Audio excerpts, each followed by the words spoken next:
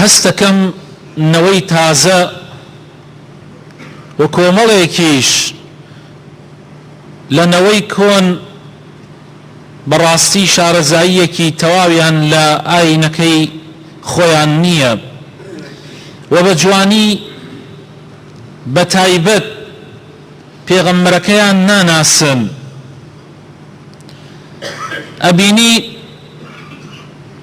دوژمنان لە هەموو لایەکەوە موامەرە ئەگێڕن بۆ ناشرینکردنی ئاینی پیرۆزی ئیسلام بەگشتی و هەڵگەڕانەوەی گەنجان لەو ئاینە پاک و جوانە و بە تایبەتی ناشرینکردنی خودی رسول الله صلى الله عليه وسلم ئەو پێغەمبەری آخر زمانە کە خوای تەعالا کردوێتە خاتەمی پێغەمبەران واتە کۆتایی هێنەری پەیامبەرەکانی خوای پەروەردگار محەممەد صلى الله عليه وسلم کۆتایی پێغەمبەرانی خوایە بۆ سەر زەوی هەتا کۆتا زەمان پێغەمبەرێک لە دوای ئەو نایە و پەیامەکەی محەممەد صلى الله عليه وسلم کۆکەرەوەی پەیامی هەموو پێغەمبەرەکانە و ڕەوشتی پێغەمبەری خوای صلى الله عليه وسلم کۆکەرەوەی ڕەوشتی هەموو پێغەمبەرەکانە و محەممەد صلى الله عليه وسلم بتایبەت خوای تعالی لە قورئانی پیرۆزە ئەفەرمێ وەلەکم فی رسول الله ئوسوة حەسەنە، یعنی پێغەمبەر صلى الله عليه وسلم باشترین سەرمەشقە بۆ ئەوەی مرۆڤایەتی بیکەن بە سەرمەشقی خۆیان. هەر لە قورئانە خوای تعالی باسی پێغەمبەرەکانی تر ئەکا و ئەفەرمێ شوێنی ڕێبازی یان شوێنی ئەخلاق و ڕەوشتی پێغەمبەرەکانی تر بکەون فبهداه مقتده. داوا لە من و تۆ ئەکات کە ئێمە ئیقتیدا بە پێغەمبەران بکەین، بەڵام تایبەت کۆکەرەوەی ئەخلاق و ڕەوشتی جوانی هەموو پێغەمبەرەکان کە محەممەدە صلى الله عليه وسلم کە خوای تعالی خۆی وەصفێکات لە قورئانە ئەفەرمێ وەلەکم في رسول الله أسوة حسنة لمن كان يرجو الله واليوم الآخر.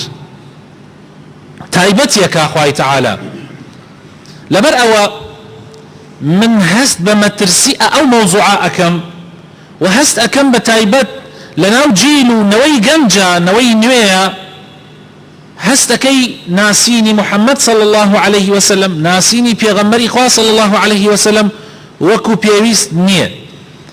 یعنی گەنجانمان پێغەمبەر ناناسن، قودوەکەی خۆیان ناناسن، نەک تەنها سیرەی پێغەمبەر ناناسن.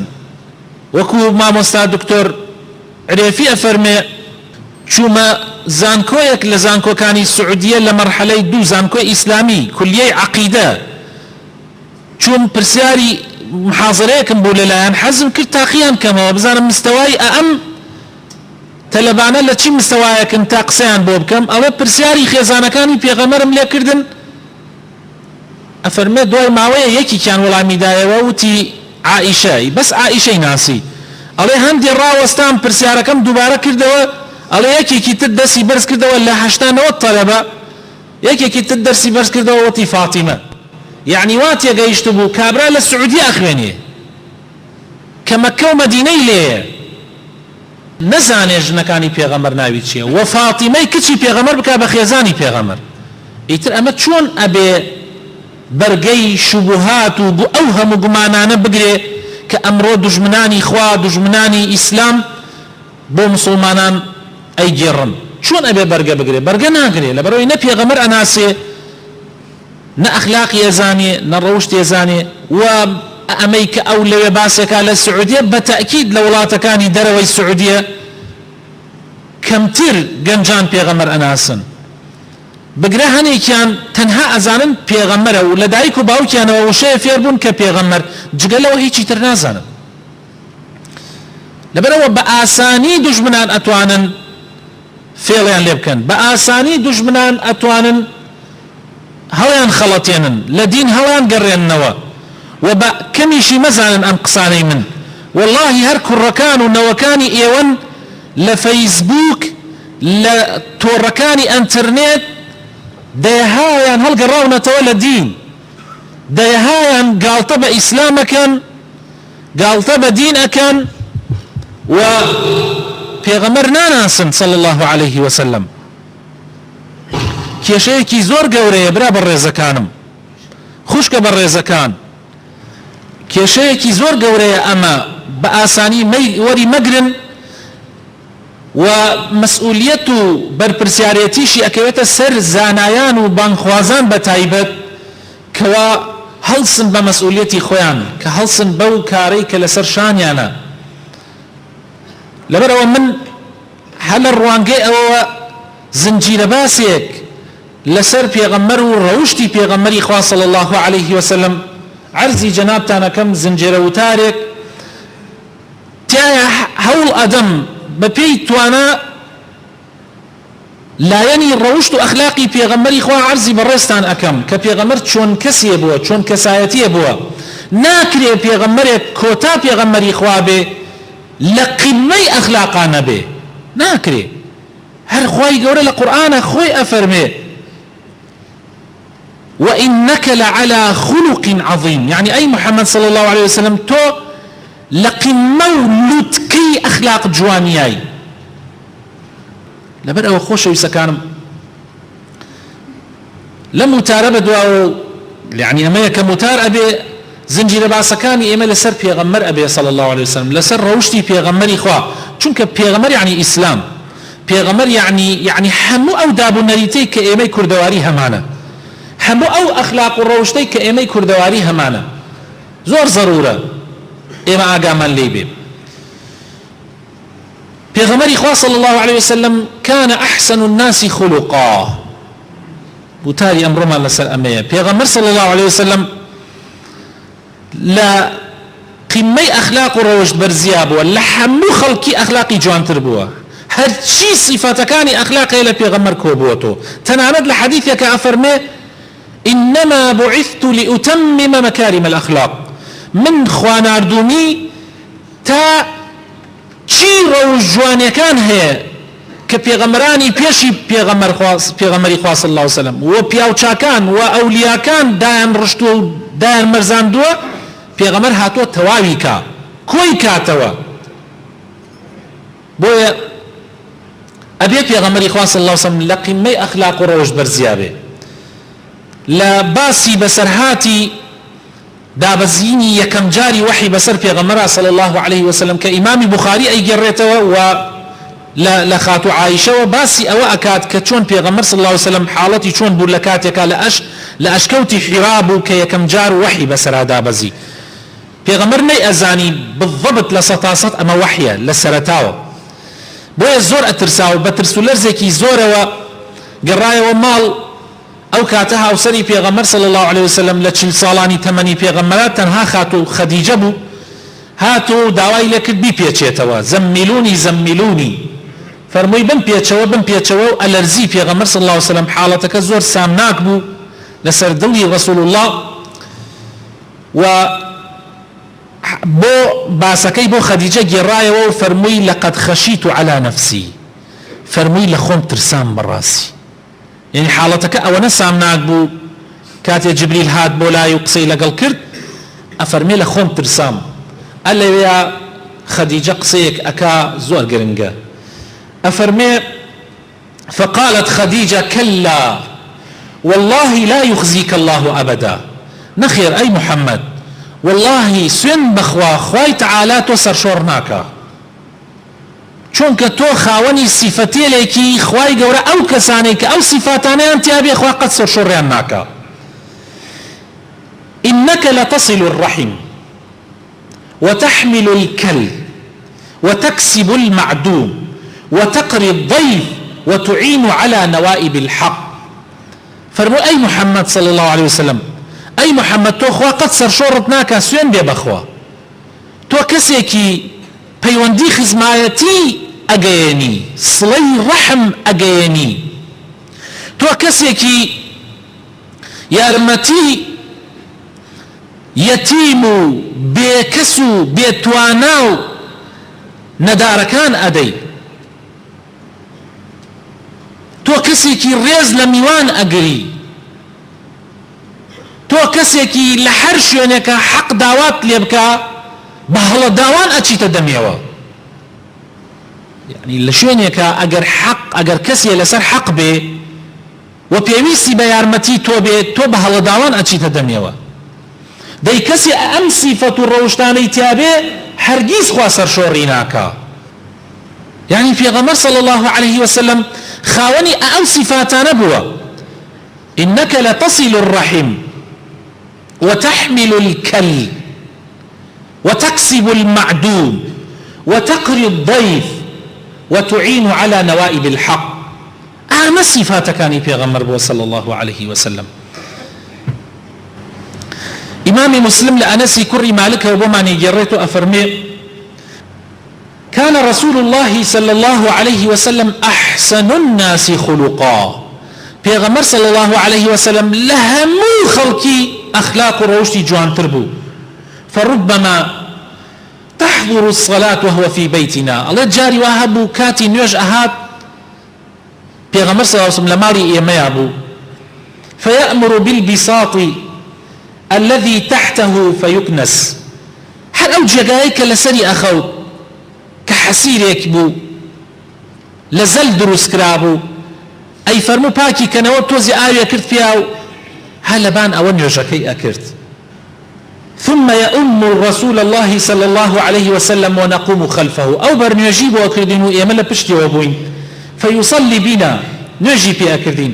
وكان بساطهم من جريد النخل، يعني أو حسيرج لسعف دار خرما دروس كرابو. يعني پیغمبر صلى الله عليه وسلم قمي خاكبوني تيابوا أو فري تواضعو خاكبون لپیغمبر إخوابوا، يعني قد كبري نبوا قد تكبري نبوا. صفتي كبر دورترين صفات بوا لپیغمبر خوشوي اسمانه صلى الله عليه وسلم.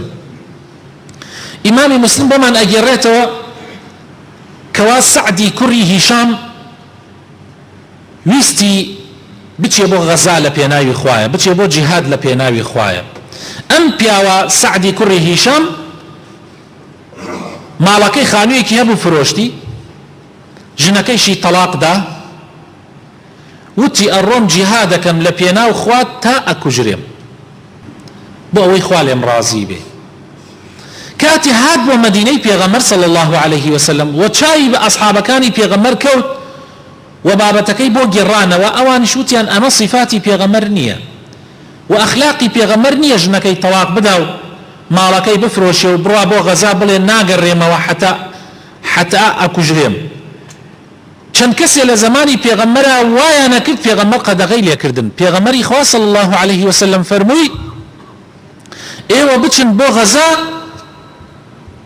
فرموی بچن بو غزا و غزا بکن و اگر خواهی گورا قسمتی بو نوسین شهید ببن شهید ابن، اگریش بوی ننوسین اگر رینو بو ناو مالو منالتان، يعني بأجر وباداشت وقرانويش بو ناو مالو منالتان. اما صفاتي پیغمبره آياتو اتوي شويني پیغمبر بكي ويا اتوي بهوا وارزوي خود شد بكي. فرموي نا باشترين قدوة بو من پیغمبره صلى الله عليه وسلم بو شويني پیغمبري خوا اكوم لبر اوا جيبجي كرد. جا فرموي برسيارم كرد لابن عباس كأو كاتا ابن عباس صحابي پیغمبر بو صلى الله عليه وسلم وعالمي صحابة كان يجبو لو زمنيك أو باسيك أفرمي برسياري ويتري پیغمبر مليكر پیغمبر صلى الله عليه وسلم چون ويتري كردو، يعني چون نجي ويتري كردو بي وتم بچو بو خزمتي عائشة أو لهموك الزاناتر بويتري پیغمبر صلى الله عليه وسلم. الله منش چون بو خزمتي دايك عائشة خيزاني پیغمبر صلى الله عليه وسلم لدواي وفاتي پیغمبر بچندين سال الله چون خزمتي وبرسيارم ليكر وتم پیشا او برسيارم ليكر وتم اخلاقي پیغمبرم بو باز بك. پیغمبر روشتي چون بو اخلاقي چون بو. فرمي القرآن اخواني توا ألست تقرأ القرآن؟ آية قرآن اخواني توا وتم بلي. فرمي ديباب زاني فإن خلق نبي الله صلى الله عليه وسلم كان القرآن. أخلاقي پیغمبر قرآن بوا كقرآن تخين دو أزاني پیغمبر قورآن بووە، قورآنێکی زیندوو بووە پێغەمبەر صلی الله عليه وسلم. ئەوەی لە قورآنە هەیە پێغەمبەر صلی الله عليه وسلم بۆی جێبەجێ کردین بە عەمەلی. ئەوەی لە ناو قورآنە نووسراوەتەوە پێغەمبەری خوا صلی الله عليه وسلم جێبەجێی کردووە بۆمان بە عەمەلی. ئەڵێ کاتی ئەمەی وت ویستم هەڵچم ئەتر پرسیار هیچی تر نەکەم حتا ئەمرم لە هیچ کەسێ، چونکە ئەمە جوانترین ڕوونکردنەوەیە. ئەگەر ئەتەوێ ئەخلاقت جوان بێ قورآن بخوێنە، قورآنت خوێندەوە جێبەجێی بکە، ئیتر ئەوە ئیسلامە. ئەڵێ هاتە خەیاڵما هەڵسم ئیتر لە ژیانما لە هیچ کەسێ پرسیار نەکەم، قورآن بخوێنمەوە ئیتر ئەوە ئیسلامە، ئەوە پێغەمبەرە صلی الله عليه وسلم. بەڵام ئەڵێ دوای ئەوە هەندێک هاتە خەیاڵما هەندێک پرسیاری تر بکەم. وتم ئەی شەونێژی پێغەمبەر صلی الله عليه وسلم چۆن بووە؟ فەرمووی سوورەتی یا ئەیوهە المزەمملت خوێندۆتەوە؟ وتم بەڵێ. فەرمووی ئەو سوورەتە سەرەتاکەی دابەزی بۆ پێغەمبەر و ئەسحابەکانی، شەونێژی فەرز کرد لەسەر پێغەمبەر و ئەسحابەکانی ماوەیەک، نزیکەی ساڵێ شەونێژی فەرز کرد. سەرەتای سوورەتەکە شەونێژی فەرزەکە، پاشان کۆتایی سوورەتەکە دوای ساڵێ دابەزی کە خوای تەعالا شەونێژی کرد بە سنت لەسەر سەحابەکان. دوای ئەوەی پەروەردەی کردن، جا شەونێژی ئینسان پەروەردە ئەکا بەڕاستی. کۆمەڵە سەحابە کە شەونێژی فەرز کرا لەسەریان پەروەردە بوون. تۆ هەموو شەوێ هەڵسی شەونێژی بکەی، ئەمە ئەو پەڕی تەربیە و پەروەردەیە بۆ شەخسیەتی ئینسان، بۆ کەسایەتی ئینسان. پاشان خوای تەعالا کردی بە سنت لەسەر پێغەمبەر و لەسەر یارانی. کۆتایی سوورەتەکە خوای تەعالا کردی بە ڕوخسەت. پاشان پرسیاری ویتری پێغەمبەرم کرد، پێغەمبەر صلی الله عليه وسلم چۆن ویتری کردووە؟ فەرمووی پێغەمبەر صلی الله عليه وسلم شەوان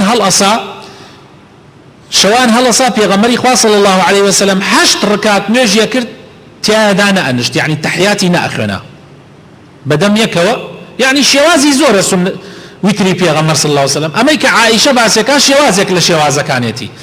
8 ڕکاتیە کرد، دانەئەنشت، لە 8ەمە دائەنشت تەحیاتیە خوێنا، دیارە دوور و درێژیش بووە.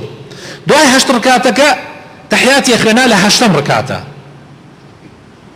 سەلامی نەئەدایەوە، هەڵ ئەسایەوە ڕکاتێکی تریشیە کرد، ئەی کرد بە 9 و سەلامیەدایەوە، ئەوە 9 یعنی ویتریە کرد. دوای ویترەکە هەڵ ئەسایەوە 2 ڕکاتی تریشیە کرد، ئەی کرد بە 11، ئەی کرد بە 11. پێغەمبەر صلی الله عليه وسلم ئاوا ویتریە کرد. خاتو عائیشە باسیەکە بووی کە تەمەنی گەورە بوو، چوو بە ناو ساڵەوە پێغەمبەر صلی الله عليه وسلم لە جیاتی نۆکە حەوتیە کرد، یعنی 6 ڕکاتیە کرد کە تەمەنی گەورە بوو. لە حەوتەمە ویترەکەی ئەخوێنا، دائەنشت، یعنی لە 6ەمە تەحیاتێکە کرد. دوای ئەوە هەڵەسایەوە ڕکاتێکی تریە کرد، ئەمجا سەلامیەدایەوە، دوای ئەوە 2 ڕکاتیە کرد، ئەی کرد بە 9، یعنی 11 ناکرد، ئەی کرد بە 9. پێغەمبەر صلی الله عليه وسلم ئەخلاقی وابوو. جا لە ئەخیرە لەم بەسەر هاتە درێژە، ئەمەی ئەخیری زیاتر گرنگە بۆ بابەتەکەی ئەمڕۆی ئێمە. ئەفەرمێ وكان نبي الله صلى الله عليه وسلم إذا صلى صلاة أحب أن يداوم عليها. پێغەمبەر صلی الله عليه وسلم ئەگەر حەزی بکردایە نوێژێکی بکردایە بەردەوام ئەبوو لەسەری، یعنی تەرکی نەئەکرد. تەنانەت ڕۆژێکیان نوێژی سنەتی دوای نوێژی نیوەڕۆی نەکرد، جەماعەتێ مەشغوڵیان کرد لە دوای عەسر کردیەوە، لە دوای عەسر کردیەوە، دوای عەسر سنەتی نییە، بەڵام نوێژی دوای نیوەڕۆی نەکرد، لە دوای عەسر کردیەوە، ئیتر تا وەفاتی کرد ئەوەی دوای عەسری هەر ئەکرد، حتا وەفاتی کرد 2 ڕکات، ئەو 2 ڕکاتەی کە یەک جا کردی بە بەردەوامی ئیتر ئەی کرد پێغەمبەر صلی الله عليه وسلم. یعنی پێغەمبەری خوا نوێژێکی بکردایە حەزی کرد ئیتر تەرکی نەکا، بە بەردەوامی بیکە. ئەوە زۆر مهمە بۆ ئێمەش کە کارێک ئەکەی هەوڵدە بەردەوام بە لەسەری، نەوەک مەسەڵەن شەوێک هەڵسی 101 ڕکات بکەی ئیتر نوێژ نەکەی. نە، ئەگەر بکرێت 2 ڕکات نوێژی شەو نوێژی بکە، بەڵام بەردەوام بە تا مردن لەسەری. ئەوەرەوە باشترە شەوێک هەڵسی 1000 ڕکات بکەیت و ئیتر دوایە وازی لێبێنی. وكان إذا غلبه نوم أو وجع من قيام الليل صلى من النهار 12 ركعة. پێغەمبەر صلی الله عليه وسلم ئەگەر شەوان نەیتوانایە شەو نوێژی بکردایە بەهۆی نەخۆشیەوە، بەهۆی ماندووبوونەوە، بەیانی لە نوێژی زوحایە دوانزە ڕکات کرد، یعنی حەقیە کردەوە، ئەوەی شەو کە نەیتوانە بە ڕۆژ حەقی کردەوە.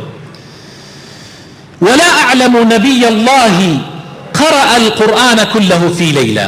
أما سنتي بيغمر نية الشبه حتى بياني قرآن بخويني ويقشو ختمك بيغمر قد واي نكردوا، يعني زيادة الروي نكردوا بيغمر صلى الله عليه وسلم.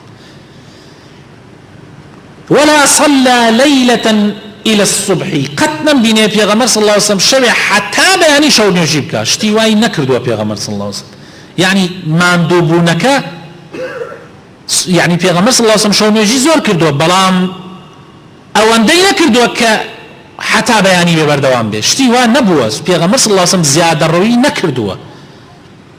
ولا صام شهرا كاملا غير رمضان. پێغەمبەر صلی الله علیه وسلم هەرگیز یەک مانگ بە ڕۆژوو نەبووە بە کاملی ئیلا ڕەمەزان نەبێ، بەس ڕەمەزان هەرسی ڕۆژەکەی گرتووە. ئەوەکانی تر هەندێکی لێ گرتووە، بڕبڕی گرتووە، ڕۆژەنە ڕۆژێکی گرتووە، پێنجشەمان و دووشەمانی گرتووە، یعنی بەو شێوازە. ئیمامی بوخاری بە سەنەدی خۆی ئەیگەڕێتەوە لە عەبدوڵڵای کوڕی عەمری کوڕی عاص پرسیاریان لێ کرد صفەتی پێغەمبەر لە تەوراتا چۆن بووە. صفة النبي صلى الله عليه وسلم في التوراة، يعني توراتي موسى باسي بيغمري كردوه، صفتي بيغمر لتوراتا چون بوه. أفرمي صفتي بيغمر صلى الله عليه وسلم لتوراتي شاوكو صفتي وابوه لقرآنا. يا أيها النبي إنا أرسلناك شاهدا ومبشرا ونذيرا وحرزا للأميين. أي بيغمري خواه ئێمە تۆمان ناردووە شاید بی بەسەر خەڵکەوە، مژدەدەر بی، ئاگادارکەرەوە و وریاکەرەوەی مسلمانان بی، و پاڵپشت و قەڵایەک بی بۆ ئومەتە نەخوێناوارەکە، یعنی ئەوەی کە لە زمانی پێغەمبەرا بووە صلی الله عليه وسلم. أنت عبدي ورسولي، تو عبدي مني، ئەمە لە تەوراتە هاتووە. خوا ئەفەرمێ بە پێغەمبەر أنت عبدي ورسولي، تو عبدي مني وبندي مني بيغمري مني، سميتك المتوكل، ناوتم ناو متوكل، يعني او كسيك بشت بخواء بسيه. ليس بفظ، هرجيز وشكو درج نبي، يعني بيغمر صلى الله عليه وسلم صفاتكاني وشكو درج نبوة. ليس بفظ اولا قرآن شهاتوه، ولا غليظ، وقد زبر نبي. فظ يعني او كسيك وشكو اخلاق ناشرين، خلقانك هن زور جار لواني خوشان بشون كوتوي بيغمر بزانن وازان شون كوتوي بيغمر اويك وشك بي درج بي سلام لكسنكي قسلق الخلقانكي ليود زردخنني تبعني عندي واتي اغن بلان بيغمر صلى الله عليه وسلم عكسي اما بوا. غليظ بالرب او كسيك قاسي القلب، معاملوها وسكوتي لقل خلقها زبرة. بيغمر وانبوه لتوراتي شأم صفتها ولا قرآن شاخوي تعالى باسي أم صفتك. ولو كنت فظا غليظ القلب لانفضوا من حولك. اگر تو كسيكي زبر وشكو دل رقب ويكسب دوتا نعمة، بس بيغمر صلى الله عليه وسلم أو صفاتها نيتي عنبوه. ولا صخاب في الأسواق، بيغمر صلى الله عليه وسلم قتل بازار هاواري نكردوها، يعني امش صفتك ناشرين لبيغمر نبوه. ها تماتا ها نازم چی هاوار کردن بو شوازه صفاتي بيغمر نبوه.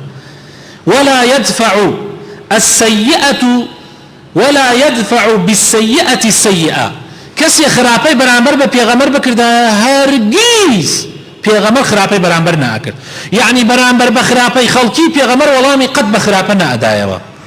ولكن يعفو ويصفح، پیغمبر صلى الله عليه وسلم بردوام لبردبو هر کسی کش خرابه کی برانبری بکردای پیغمبر صلى الله عليه وسلم لی خوشب. داواکارم خواهی گرو بخاطر ناوجوانکانی خوی رحمت پیبکا، هدایت من بده، نوری ایمان بخاطر دلکان منو ومن پیبکا بجوانی پیغمبر بناسین، بجوانی دینکی بناسین، بجوانی آگادار ببینوا لا سيرته جيان نامو سنتي بيغمر صلى الله عليه وسلم. يا ربي إصلاحي حال من بكي، یا ربی موفقمان بکەی یا ربی خوایە بۆ خاتر ناوە جوانەکانی خۆت بۆ خاتر ئیسمی عەظەمی خۆت کەسێک داوای دوعای خێری لێکردین یا ربی نەخۆشی هەیە خوایە شیفای نەخۆشەکەی بدەی یا ربی شیفای نەخۆشی هەموو مسلمانان بدەی بە تایبەت ئەوانەی کە داوایان لێکردوین یا ربی شیفایان بدەی یا ربی خوایە ڕەحم بە مردوەکانمان بکەی یا ربی دوعا و ذکری چاکەی ئێمە بۆ مردوەکانمان خوایە پیان بگەێنی یا ربی خوایە بۆ خاتر ناوە جوانەکانی خۆت بۆ خاتر ئیسمی عەظەمی خۆت ئیسلاحی حاڵمان بکەی یا ربی خوایە بەزەید بە مسلمانانی بۆرمایە بێتەوە ئەوانەی کە ئێستا زوڵمیان لێ ئەکرێ ستەمیان لێ ئەکرێ بەناحەق ئەکوژرێن ئەبڕێن ئەسووتێنرێن یا ربی خوایە بەزەید پیانە بێتەوە یا ربی خوایە بۆ خاتر ناوە جوانەکانی خۆت بۆ خاتر ئیسمی عەظەمی خۆت خوایە کوردستانمان لە هەموو بەڵاو موسیبەتێک بە دوور بگری یا ربی خوایە بۆ خاتر ناوە جوانەکانت بۆ خاتر ئیسمی عەظەمی خۆت خوایە طاعت و عبادتمان لێ قبول بکەی یا ربی ئێمە لەبەر خاتری تۆ لەم شوێنە کۆبووینەتەوە خوایە بەزەید پێمانە بێتەوە یا ربی چاکەکانمان لێ قبول بکەی لە خراپەکانیشمان خۆش ببێ ئامین ئامین